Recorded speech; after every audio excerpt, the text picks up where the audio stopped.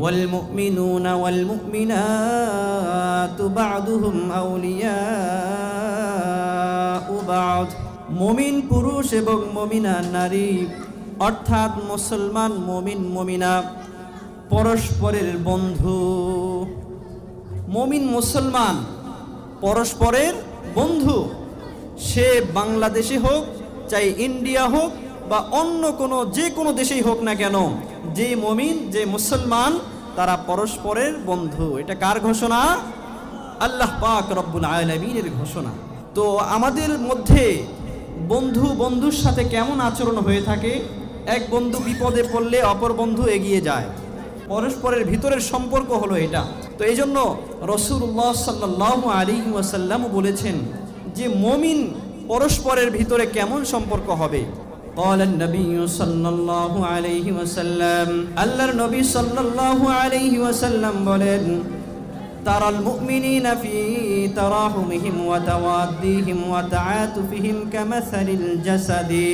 তুমি মুমিনদেরকে দেখতে পারবা দয়া, ভালোবাসা, সহমর্মিতার ক্ষেত্রে পরস্পরের এক দেহের মতো। ইদাশতাকা উদওয়ান তাদাআ লাহু সাইরু জাসাদিহি বিসসাহরি ওয়াল হুম্মা। কোনো অঙ্গ যদি অসুস্থ হয়ে যায় তো দেখা যায় পুরা শরীরের সব অঙ্গগুলোই ব্যথায় কাতর হয়ে নির্ঘুম রাত্রি যাপন করে। ওইরকমভাবে পুরা শরীরের ভিতর জ্বর এসে যায়। এটা হলো শরীরের অবস্থা। ঠিক এমনই একজন মুসলমান যদি ব্যথায় আক্রান্ত হয়ে যায়, একজন মুসলমান যদি কষ্টে থাকে, তাহলে অপর মুসলমানও তার কষ্টে ব্যতীত হয়ে যায়। এটাই হলো মুমিনের পরিচয়। তাহলে মুমিনের পরস্পরের ভিতরে সম্পর্ক কেমন হবে?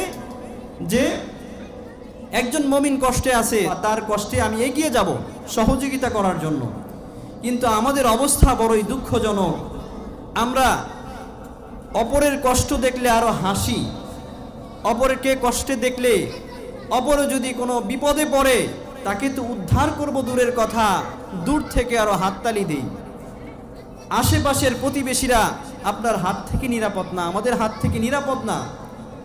নিজের ভালো সবাই কামনা করি, নিজের ভালো সবাই চাই, কিন্তু প্রতিবেশী একটু ভালো থাকবে, প্রতিবেশী একটু সুখে থাকবে, তার কেরিয়ার একটু উন্নত হবে, এটা আমরা সহ্য করতে পারি না। আমাদের অবস্থা হলো এমন। অথচ মুসলমানদের অবস্থা কেমন হওয়া দরকার ছিল? মুমিনদের পরস্পরের সম্পর্ক কেমন হওয়ার দরকার ছিল? পরস্পরের এক দেহের মতো, একজন আরেকজন প্রতি সহমর্মিতার দৃষ্টিতে তাকাবে, ভালোবাসার দৃষ্টিতে তাকাবে, কল্যাণ কামনা করবে, এমনটা হওয়ার দরকার ছিল। রাসূলুল্লাহ সাল্লাল্লাহু আলাইহি ওয়াসাল্লাম বলেন, আল মুসলিমু আখুল মুসলিম লা ইয়াজলিমুহু ওয়া লা ইউসলিমুহু। মুসলমান পরস্পরের ভাই ভাই। এক মুসলমান অপর মুসলমানকে জুলুম করতে পারে না, নির্যাতন করতে পারে না। ওয়ালা ইউজলিমুহু, অপর মুসলমানকে ওয়ালা ইউসলিমুহু, অপর মুসলমানকে বিপদে ঠেলে দিতে পারে না, কোনো মাজলুমের হাতে তাকে ছেড়ে দিতে পারে না। আজকে বিশ্বের বিভিন্ন প্রান্তে তাকিয়ে দেখুন, মুসলমানরা আজ নির্যাতিত, নিষ্পেষিত, নিপীড়িত। কিন্তু তাদের ব্যথায় ব্যথিত হয়ে কিছু করব এরকম সামর্থ্য তো নাই। অন্তর থেকে একটু ঘৃণা জানাবো, তাদের সহযোগিতা করার যদি কোনো সিস্টেম থাকে সেখানে গিয়ে সহযোগিতা করব, এমনও আমাদের মানসিকতা নাই। আমাদের অবস্থা হলো এমন। রাসূল সাল্লাল্লাহু আলাইহি ওয়াসাল্লাম হাদিসের পরের অংশে বলেছেন, মান কানা ফি হাজাতি আখিহি কানা আল্লাহু লাহু ফি হাজাতিহি। যে ব্যক্তি কোনো মুসলমান ভাইয়ের প্রয়োজন পূরণ করার জন্য যায়, আল্লাহ পাক রব্বুল আলামিন স্বয়ং তার প্রয়োজন পূরণ করার জন্য নিয়োজিত হয়ে যান। সুবহানাল্লাহ। ওয়া মান ফাররাজা আন মুসলিমিন কুরবাতান ফাররাজাল্লাহু আনহু কুরবাতাম মিন কুরাবাতি ইয়াউমিল কিয়ামাহ। যে ব্যক্তি অন্য কোনো মুসলমান ভাইয়ের বিপদ থেকে উদ্ধার করার জন্য এগিয়ে যায়, স্বয়ং আল্লাহ পাক রব্বুল আলামিন তার বিপদ, তার দুর্যোগ, যেই কিয়ামতের ময়দানে ভয়াবহ অবস্থা সৃষ্টি হবে, সেই সময়ে আল্লাহ পাক রব্বুল আলামিন তার ওই কঠিন মুহূর্তে উদ্ধার করে দিবেন। সুবহানাল্লাহ। রাসূলুল্লাহ আরো বলেন, মান সাতারা মুসলিমান সাতারাহুল্লাহু ইয়াউমাল কিয়ামাহ, যে ব্যক্তি অপর মুসলমান ভাইয়ের দোষ গোপন রাখবে কিয়ামতের ময়দানে আল্লাহ পাক রব্বুল আলামিন তার দোষ গোপন রাখবে। সুবহানাল্লাহ।